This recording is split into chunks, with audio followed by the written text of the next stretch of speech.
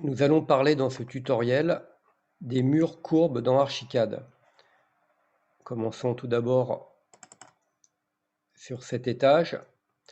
Faisons apparaître en trace le plan AutoCAD de cet étage. Nous avons ici un mur courbe. Nous aurons ici un autre exemple. Dans cet exemple-là, on voit bien que le mur n'est pas tangentiel. Donc nous allons le travailler d'une certaine façon. Prenons les caractéristiques de ce mur pour avoir l'épaisseur adéquate. Donc pipette, nous prenons les caractéristiques de ce bout de mur. Alors je vous rappelle qu'on utilise la touche tabulation pour passer d'un élément à un autre quand ils sont superposés. Voilà. Nous allons commencer notre tracé plutôt ici et utiliser l'arc par 3 points parce que nous allons pouvoir prendre un point intermédiaire sur cet arc. Bon, par contre, l'arc, le mur est mal situé. Inversons ici son orientation. Voilà. Donc, nous savons que nous ne pouvons pas prendre la tangente puisque le mur n'est pas tangent. Et nous savons que nous ne disposons pas du centre de l'arc. Donc, prenons cette solution arc par 3 points. Prenons par exemple le point qu'il nous propose ici, le milieu. Et en troisième point, nous prendrons l'extrémité ici. Il propose donc ensuite de décrire l'arc de cercle. Nous allons recliquer donc sur ce point.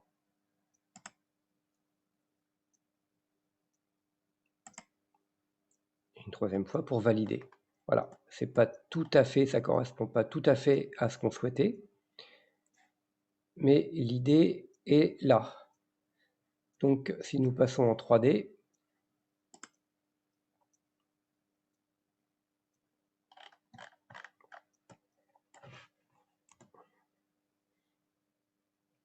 et que nous gelons les éléments qui nous dérangent, à savoir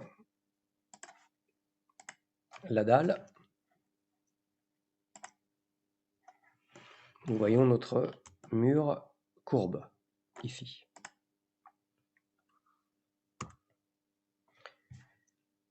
Bien.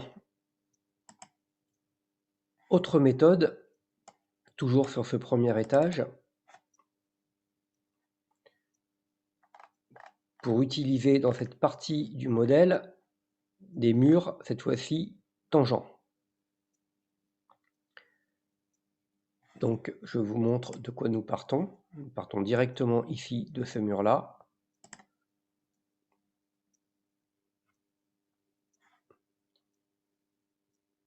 Nous sommes sur l'outil mur.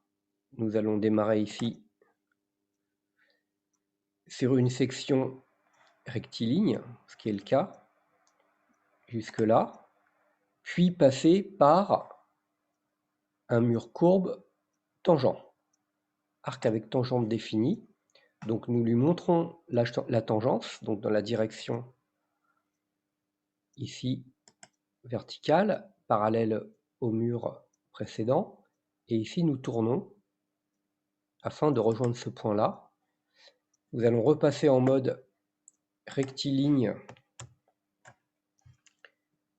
jusqu'ici, puis une nouvelle fois repasser en arc tangent, lui montrer la direction de la tangence. Alors nous utilisons du coup les pointillés pour savoir que nous sommes sur la bonne direction. Puis nous faisons notre rotation jusque-là et nous allons terminer par la partie rectiligne jusque ici. Voilà, si nous enlevons le mode trace, nous avons notre mur. Alors je suis allé un tout petit peu trop loin, donc je vais rectifier ceci en dégroupant, sélectionnant mon mur et en étirant jusque là. Nous avons bien notre mur courbé. Regardons-le en 3D. De même que tout à l'heure, nous allons geler le sol du deuxième étage et le voir apparaître ici.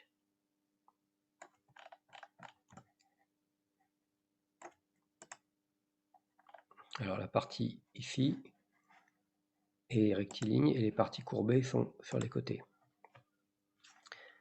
Voyons un troisième exemple de mur courbe sur le deuxième étage ici. Au niveau de la trémie de l'escalier, je vais mettre donc la trace ici. Nous avons une partie à réaliser qui est courbe mais qui n'est ni tangente. En fait, il y a deux courbes. Il y a une courbe comme celle-là. Alors, il y a des tangences, mais comme il y a deux courbes, nous allons utiliser une autre méthode. Nous allons utiliser une spline, donc pour faire une courbe un peu plus complexe que tout à l'heure. La spline, nous allons la trouver dans Documentation, spline. Et donc, je vais suivre ce tracé ici, en partant bien de mon mur et en mettant différents points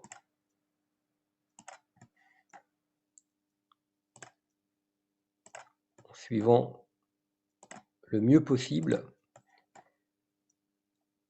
la direction de cette courbe. Alors même si la courbe d'origine n'est pas très lissée, en fait la spline, elle sera toujours lissée.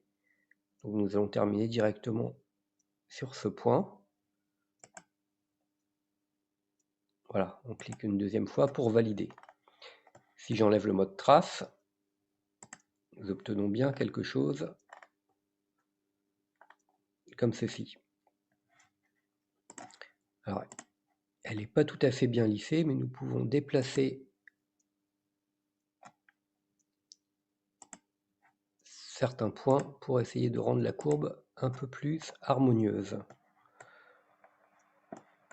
Voilà, qui est pas mal. Nous allons transformer maintenant cette spline en mur.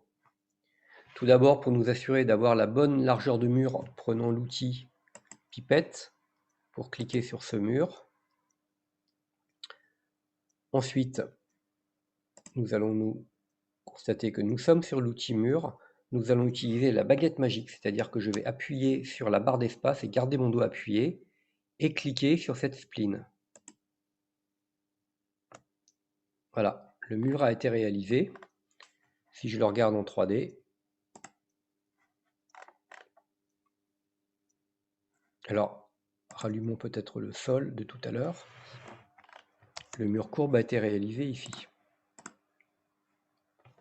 Prenons-le en mode non dégroupé.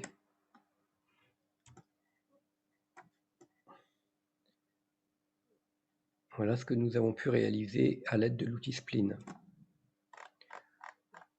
De la même façon, cette partie avait été réalisée également avec l'outil spline. Donc voilà pour cette vidéo sur les murs courbes.